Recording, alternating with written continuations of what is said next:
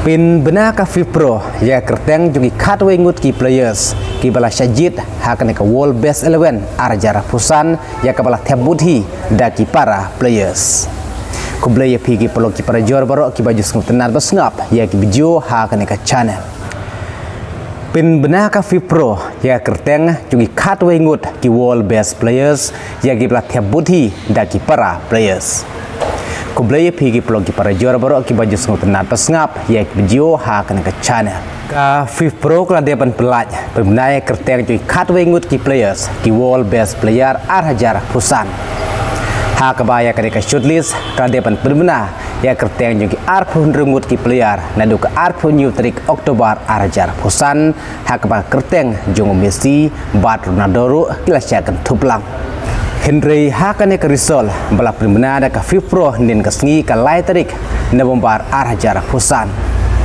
Kabas ngulungok kadai bawat lada ka kerteng jong raphenha haka kerdan ban khur ka balon jior udon haka ranking ka Henry haka ne ka risol jong ka Pro ki katwe ngut ki best player ula syakan tajno ki players ki bala job ya ka World Best 11 arjara pusan ki kentubru ya arngut ki player na Portugal arngut na England arngut na France bat arngut pat na Spain.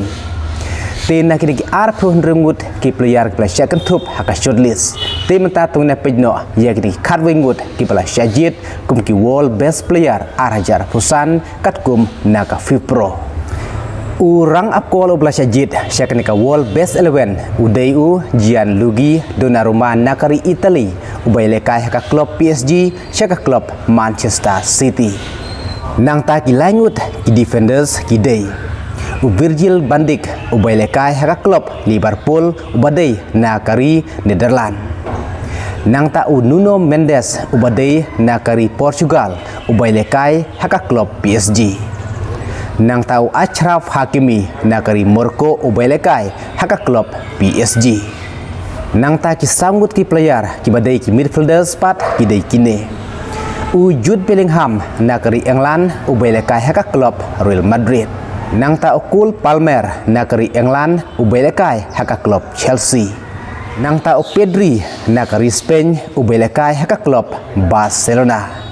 Nang ta Vitinha nakari Portugal ubay lekai ru haka klub PSG. Nang ta kilangut ki forward pat ki dei kine. Ousmane Dembele nakari France ubay lekai haka klub PSG. Kylian Mbappe ubay lekai haka klub Real Madrid nakari France. Bat wepat uday Lamine Yamal nakari Spain ubay lekai haka klub Barcelona. Kini kini katwe ngut ki best players arjara pusan ki bala syakan tup katkum naka Pro. Kabala penbenaya kini result ning kasni ka lai tarik na bombar arjara pusan.